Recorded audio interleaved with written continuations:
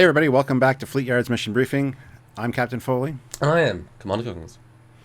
And today's kind of a special episode. We're bringing in a special guest star, from a long, long time ago in a YouTube channel far, far away. Well, maybe. He's just like 100 miles that way. He's in my... and he lives... Well, he's far away from me. He is. It's not... Anyway, we're going to be bringing in our pal Daniel from Spacedock, yes, who is amazing and loves this ship. But as you guys know, I got to talk about mission briefings first and what Fleetyards mission briefings are. As you guys know, we look at a ship from one of the multiverses of the sci-fi universe out there, look at things, point at them, and go, what does that do? Why is that there? Where does this fit into the universe? That's what we do here on Fleetyards mission briefings. We like to, look at things in the context of the universe they belong in, as well as other universes, and just talk about and get the details that you guys might not necessarily see just in a passing glimpse of the ship in a movie or and it's also a first review show. We like to look at things, and we'll square out this ship, and we'll introduce this ship in this wonderful crossover episode with Spacedock, the Raider class Corvette. Now, this is a design that I don't know if you've seen before, Stuart. I had not. There you go. What's great is it's now becoming, or it's going to become an important craft, as it's now the hero ship of the villain in the new Star Wars Battlefront 2 game, which is going to be canon and has a story and has glorious graphics, and it's their new big deal, so it's going to be interesting. But yeah, so Stuart, first reaction to the Star Wars Raider class Imperial ship. Okay, thank you for your first reaction. Second reaction. Says it already. Oh, it's cool. I mean, it looks like a Star Destroyer and Jedi fighter and Intercept TIE fighter all had a baby. Yeah. And yeah, so it's a cool looking design. I can't see it being very big by looks of it. So tell me more about it. Tell me where it was introduced, and let's get the history on this thing. Yeah, this was an interesting one. If you go to the next picture, this is where it really started, from the Star Wars tabletop game, which I think got quite popular, and they loved doing those little models. Now, the Star Wars universe has hundreds and hundreds of ships, but if you look at how the factions are set up, the Empire has these big Star Destroyers, the even bigger Super Star Destroyer, there's like 3 of them, and then all the little fighters. There really isn't that many in between. Things like Star Wars Rebels and things help to give them a few more iterations of craft to be in that mid-range role. But I read up on this a little bit, and in this game they try to make things not to scale, but sort of in some similar ballparks. And so if you always had everything fully scale and just use Star Destroyers, they'd be huge compared to all the fighters, so it sort of didn't become usable.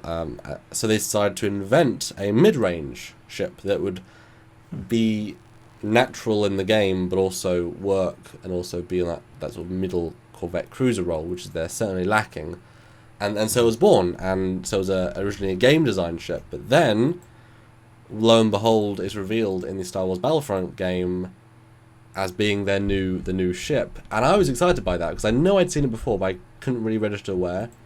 But it's great to see, sort of, in a sense, they're fans, the guys that did the game, design a ship, and now it's in this thing. And this what's great about this new Battlefront 2 game is that it's actually going to have a canon story, which takes place after episode 6, first set of 3, or 6 overall, and helps to blend those two eras of the post Return of the Jedi and New Order stuff, because there's a big missing chunk of what the hell happened we don't know. So that's where this comes in, and the nice graphics and things like I say in the game look incredible, and I'm really excited to see what it has to offer. If we go to the next picture, we get another sort of clear view of the ship, more in action. And yeah, I mean, personally for me, for me, it's a supernatural design, but it's so in the box that it feels like, well, obviously this ship design existed at the time, but it's also very uninspired, if that makes sense. Yes and no. It's inspired, but it's a clever use of an existing designs and tying in with, like you said, the small and the large crafts, getting that mid-range craft, and I think they did a great job, actually. Yeah. All the visual elements are there to say it's Empire, so you know what you're dealing with as soon as it warps in or jumps in. It's also heavily armed by the looks of it. Looks like you've got turrets there. So. Yeah. I think it's perfect for the role that it was meant to fill. So kudos on whoever designed it. I think it's a fantastic job. I think it fits into the kit bash style. A little bit, yeah. But again, kit bashing, you have those familiar elements, and so it's going to feel very natural. And I do love the TIE Advanced, or the TIE Interceptor, sorry, with those more pointy grills, the wings, very much more natural. I think that's a much better design than the standard TIE Fighter. And it certainly fits the Star Destroyer aesthetic, pushing forward, points but not points. And yet they've sort of made a sort of very subdued Star Destroyer look. If you look at the next picture, this is how it first appeared when it jumps in on the Battlefront trailer. And I was very impressed. And you've got sort of against this scale here. It's certainly not huge. And we see some ships in Star Wars Rebels that are TIE carriers, in a sense. They just launch ships, the bigger and the smaller ones, the hangar ships, and then the ones that literally just launch like 4 fighters. Because again, most of the time in this universe, we think of it as this great galactic war. But really, most races are very limited, and most of the time the Empire is there to keep order. They're police force. Okay, it's a military police, but they're police. So each TIE fighter is well armed, well maneuverable, very effective, and you're only going to be really fighting smugglers or pirates or people limited. They've got to buy all their own tech, which will have limitations. So having, I'm talking about Rebels specifically, a ship that can bring in 6 TIE fighters plus the ship with a big turbo lasers is actually very effective. Yes, obviously the Rebellion had big capital ships and all these really great fighters, but that's the one force that could take them out. So TIE fighters are actually very effective, and so this sort of mid-range ship is very naturally fitted in. And it also looks very heavily armored. There's a lot less visible windows and things compared to a regular Star Destroyer, which I kind of like for a Corvette or a mid-range ship that's mission specific. This thing could probably take quite a few hits by the looks of it. Yeah. So, do you want to know some technical information though? Sure thing. So on the Wikipedia site for Star Wars, there's 2 tabs: the Canon and Legends. Now that's appeared in the Star Wars video game, there's the canon, but most information we know is from the Legends, which means the sort of side canon or other universe stuff. But I'm going to refer to that because they'll likely use the same stats as has already been invented for the game. So it was developed at the very classic Kuat drive yards, the one and only. That's where all the stuff is done really. Designed by Lyra Wessex. Take that and leave it. The length is 150 meters. Okay. So definitely not huge.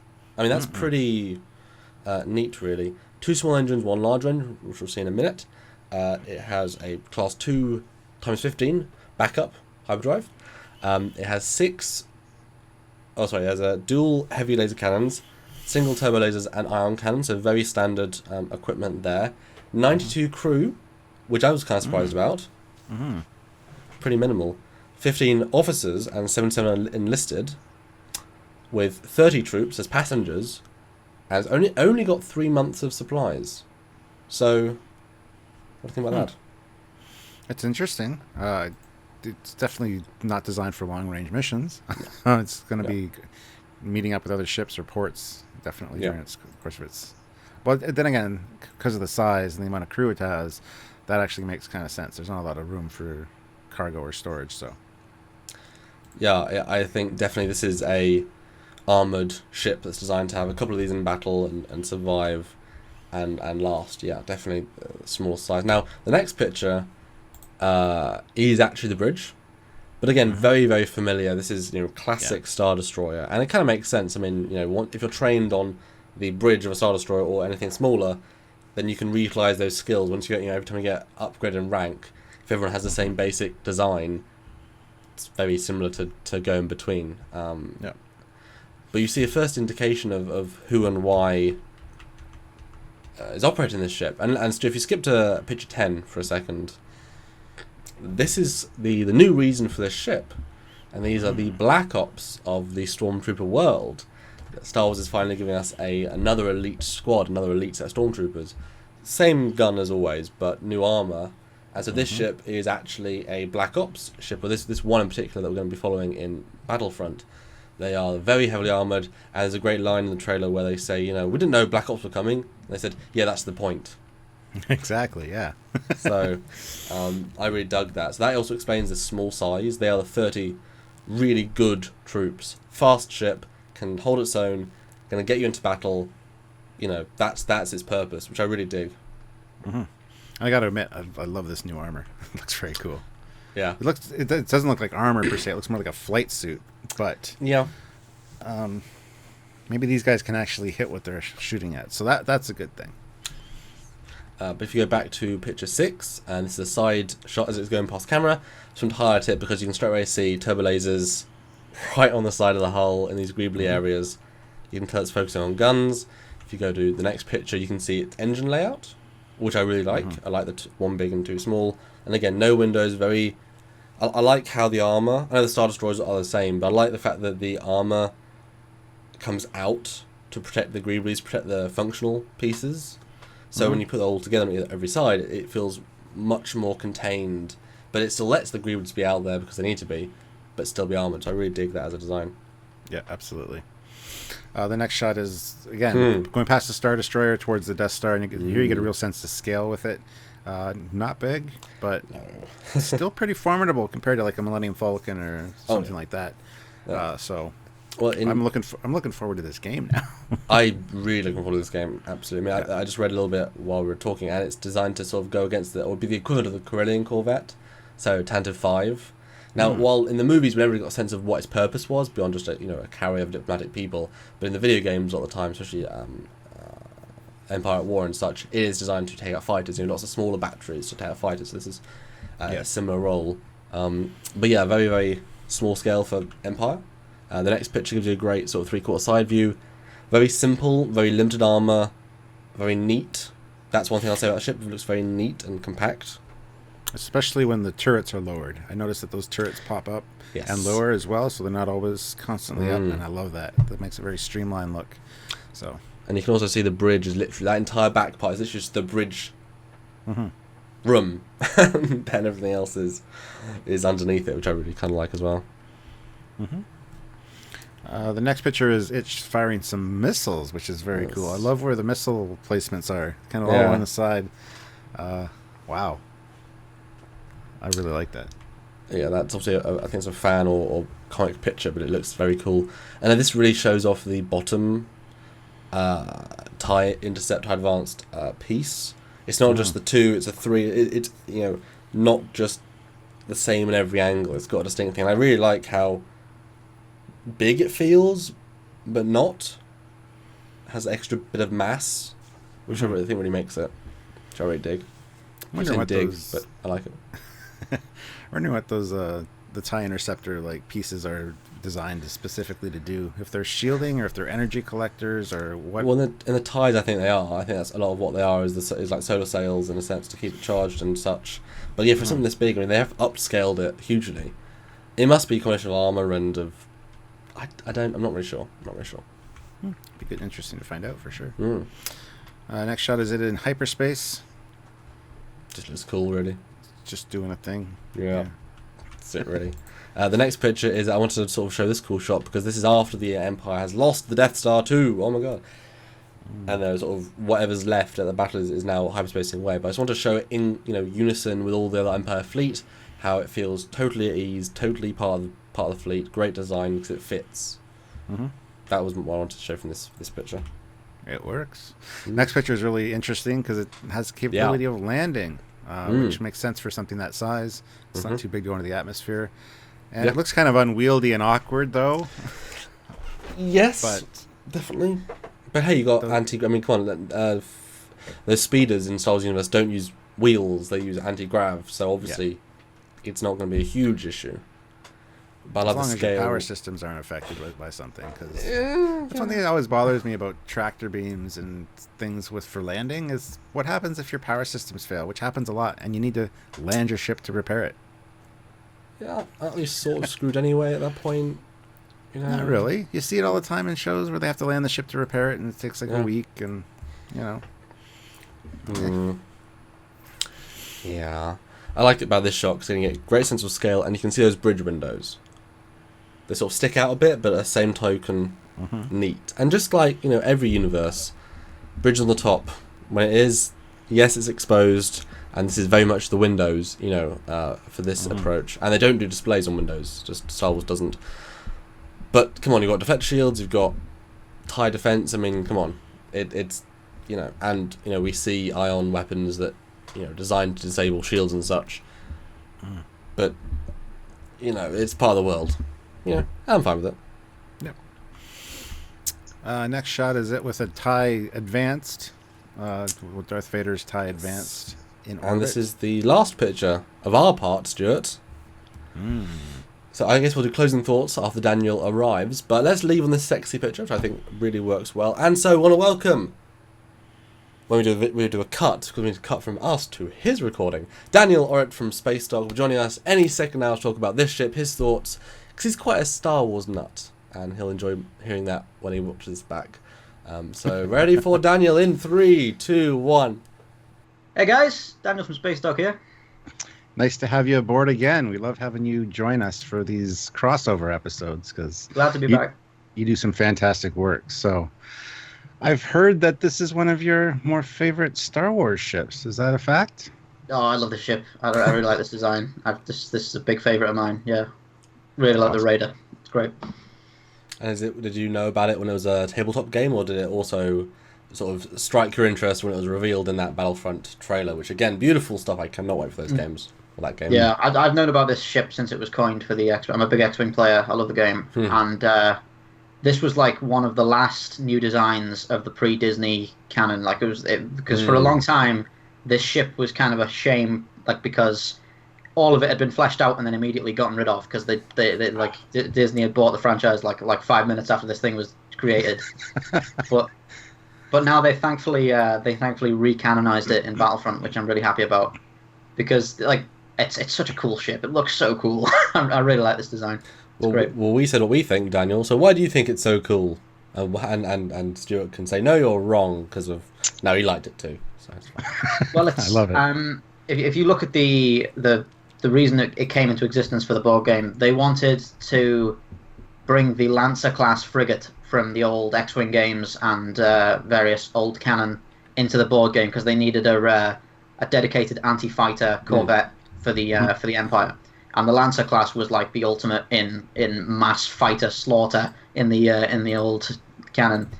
But it's 250 meters long, and you can't put it in a board game at that scale. So they needed to basically make a modernized version of that was smaller.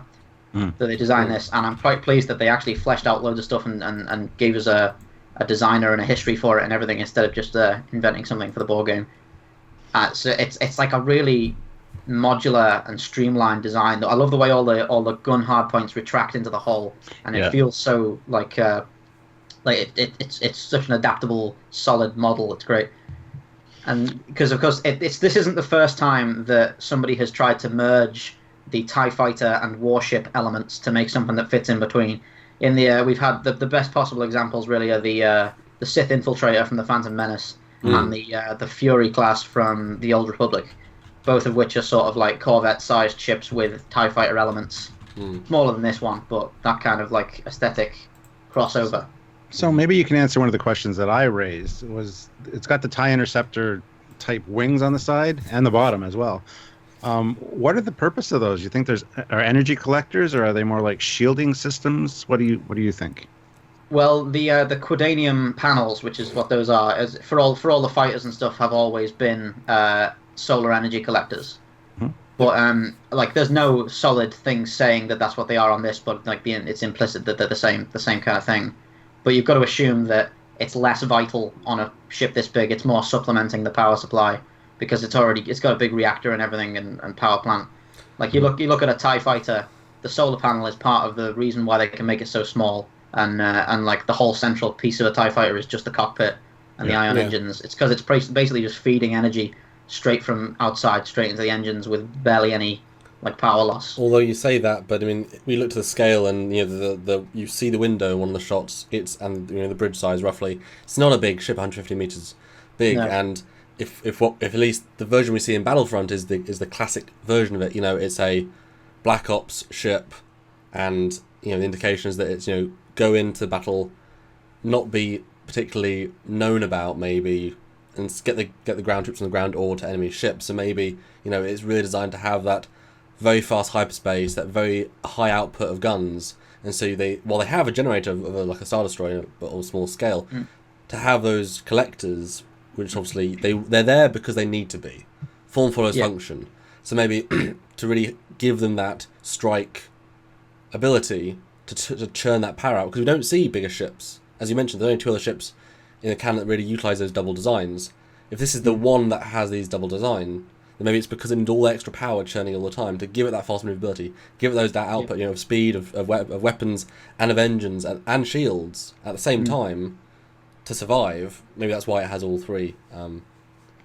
I mean, I'm curious to hear when Battlefront comes out if there are any alternate, any changes with the Black Ops version, because this is a mainline Imperial Navy corvette that is used, especially in the new canon. In Legends, this was more because there were so many Imperial designs in Legends. There was dozens and dozens of Imperial warships, and they half of them they barely ever used. But now that we're in the new canon, the sort of Imperial repertoire for ships is really succinct, and this fits in a very nice place between the Gazanti class patrol cruiser and the Architens class light cruiser, and it's right between them. And we hear in the Thrawn book they talk about how they're using them for border patrols and stuff. It's not exclusively Black Ops, but you can see why it would be really useful for that. You mean the new Thrawn book? Actually canon? Yes, the new anthology Thrawn book. Yeah. Which I've yet to read, but I have to read because I love Thrawn. And I met Timothy Zahn, who's lovely guy. I have not met him myself, but he's such a great author. Talented man. So how do you think it compares then? I know that the board game people said it's about sort of Corellian Corvette style, but how do you think it compares in firepower to, say, the Republic Navy that we know? It's got a lot of firepower, but it's like I said, mostly they constantly remind you of how it's really anti-fighter, and a lot of the time it would be the only warship deployed with a bunch of fighters. You get one raider and then a bunch of interceptors and defenders maybe to do something somewhere, because it's I'm not saying that it won't be ineffective, but it fills a more specialized role when you put it into a giant fleet. If it's got loads of Star Destroyers and things floating around, its only real job is to shoot down fighters. But a lot of the time it's better applied on its own with some fighters so that it can be the big support ship kind of thing. So in the chronology of the Star Wars universe, when does this ship come into existence? Is it a relatively newer ship, or was it kind of designed at the same time as a Star Destroyer? There's no solid commissioning date for it, but it was designed in universe. It's designed by someone called Lero Wessex, who designed the Venator class Star Destroyer and the Executor class Super Star Destroyer. Okay. And the earliest we hear in the new canon, at least, Thrawn gets assigned when he's coming out of the academy. He first gets stuck on a Gazanti class, and then shortly afterwards they say that they've brought in the Raiders as the new. There's no solid date, but I'm going to assume that it's around maybe 4 or 5 years after Empire Day. So it's when they're starting to get rid of the Venators and the V-wings and bring in the Imperial class and the TIE fighters. It comes with that sort of wave. Okay. Well, I mean, when watching the original trilogy, obviously, as the budget increased, you got a bigger sense. I mean, in Return of the Jedi, you suddenly had all these other TIE variations and bigger scale, and I always consider that the TIE, Interceptor was a newer ship, because the TIEs were so not ineffective, obviously, but they can afford to make a squadron or a dozen of these better ships. And so if it has these Soul Collectors that are obviously just TIE Interceptor scaled up, I would have thought it'd be certainly on the newer end of the spectrum, much closer. But in Legends, you're absolutely right. But the way it used to be before Disney took over, the TIE Interceptor was brought in after the Battle of Yavin, and it was an escalation in tech like that. Yeah. But in this new version, they've brought them in way earlier. They brought almost everything in much earlier. Even the TIE Defender exists before the Battle of Yavin now in the new canon. So it's all a bit more, the Empire was always like this kind of thing. It makes Episode 4 the exception, in that it's sort of this one anomaly where it's why didn't they have a massive fleet of Star Destroyers defending the Death Star and all kinds of different fighters and things, but one thing that's quite cool about this ship is that it's got a bit of a capacity to attack other warships, and it has ion cannons. So it's not while most of its armament is focused on attacking fighters, under the right circumstances it could disable or scare off a ship of similar size to itself. to perhaps to protect shuttles or smaller fighters from some kind of attack. Well, do you know, does it have any support or auxiliary craft aboard? Like, does it have a shuttle bay of any kind, or? No, at least as is, well, in the Legends canon, it's confirmed to not have one. And the fact that the model is exactly the same in the new canon leads me to think that that's not going to change. But then also, we've got the fact that these Inferno Squadron people from Battlefront 2 are a fighter squadron. They're a fighter squadron that are also a commando team. And so I'm curious as to maybe they all going to have FTL fighters or something and move as a group. But it seems odd that they don't have somewhere to land on this thing. Well, yeah. Can't interceptors go FTL? TIE interceptors can't, no. Okay. Defenders can.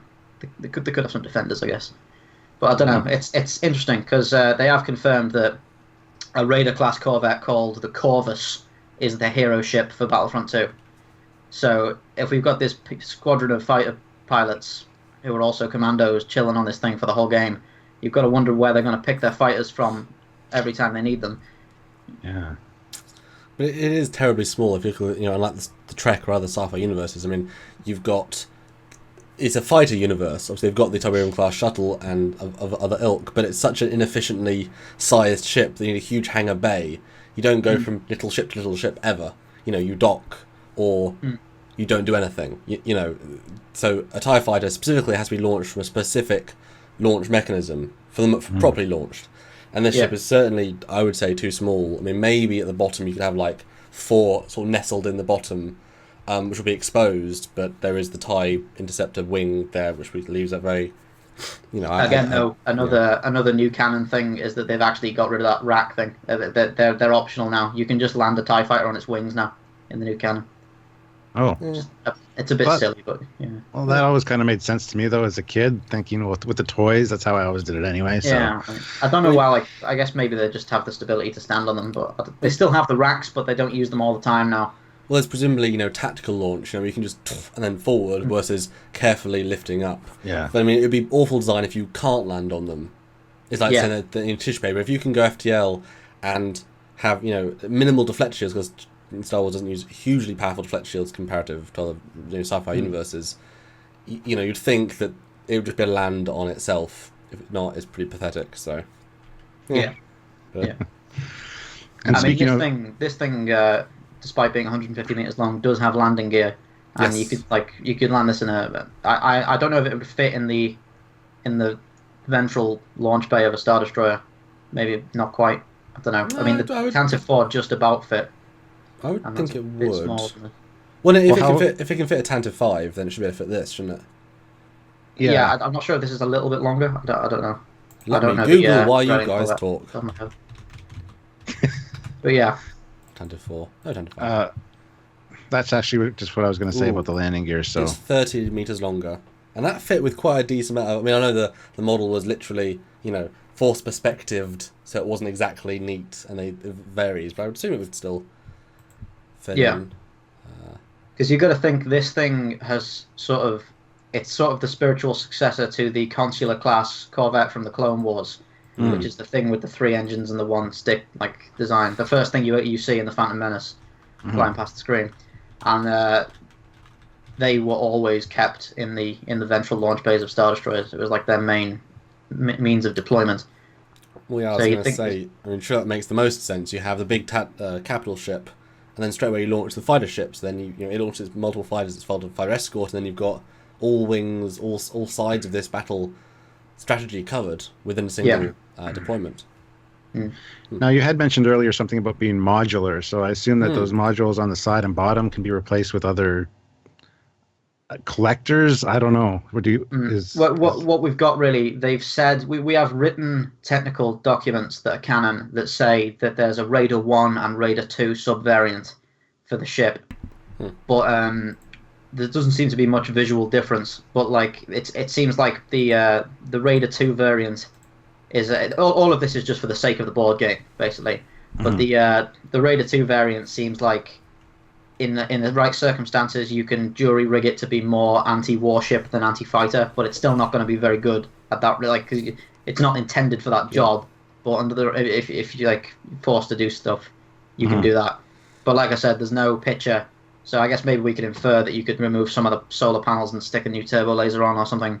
But there's no confirmed imagery. So well, if you put two, turbo laser batteries, one on each port, hyperspace ins, diverts power, starts firing a salvo with an unexpected, target, not expecting an attack.